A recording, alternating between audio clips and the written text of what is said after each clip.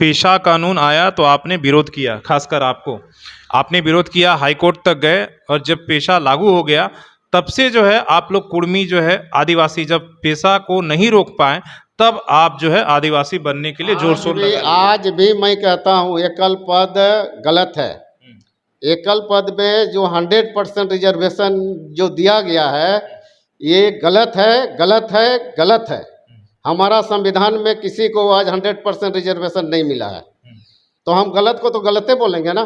सवाल ये है कि देखिए, उसी पर आप आरोप लगता है कि जब पेशा कानून आया तो आपने विरोध किया, खासकर आपने विरोध किया, हाई कोर्ट तक गए। और जब पेशा लागू हो गया तब से जो है आप लोग कुर्मी जो है आदिवासी, जब पेशा को नहीं रोक पाए तब आप जो है आदिवासी बनने के लिए जोर शोर लगा लिए। आज भी मैं कहता हूँ एकल पद गलत है।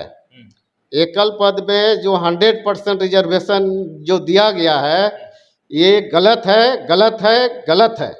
हमारा संविधान में किसी को आज 100% रिजर्वेशन नहीं मिला है, तो हम गलत को तो गलते बोलेंगे ना। मतलब कल कुर्मी शामिल भी होता तो आप नहीं नहीं, इस देश का मूलवासी को भी मिलना चाहिए।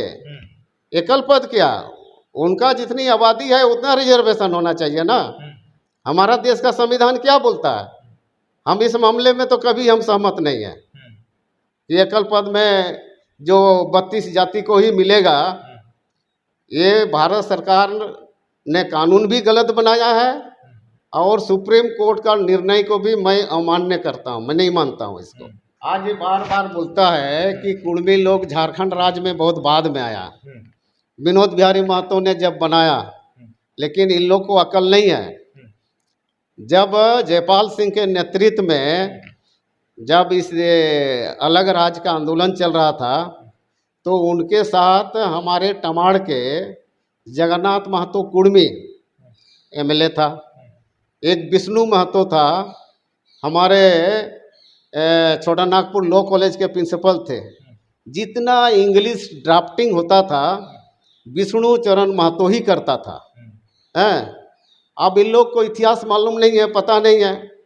और जयपाल सिंह, देखिए मैं तो बहुत स्पष्ट कहता हूँ कि जयपाल सिंह के समय में के विरोध में कांग्रेस ने कार्तिक उरांव को खड़ा किया, जिसका बेटी आज आप देखते हैं ना, ये क्या कर गीता श्री उरांव जो आज जहर उगलती है यहाँ के झारखंड जनमानस के, यहाँ जो आदिवासी हैं, मूलवासी हैं, खास करके कुर्मी के विरोध में।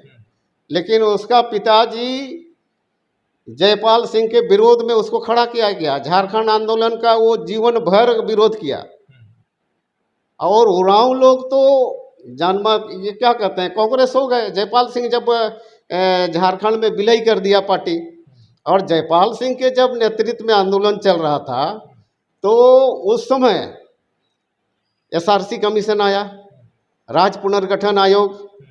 तो राज्य पुनर्गठन आयोग ने क्या बोला कि ये आदिवासी मूवमेंट है, उन्होंने रिजेक्ट कर दिया। भारत सरकार ने, तुमको राज नहीं मिलेगा, ये सिर्फ आदिवासी तक तुम है, और जब तक यहाँ और लोग नहीं जुड़ेंगे।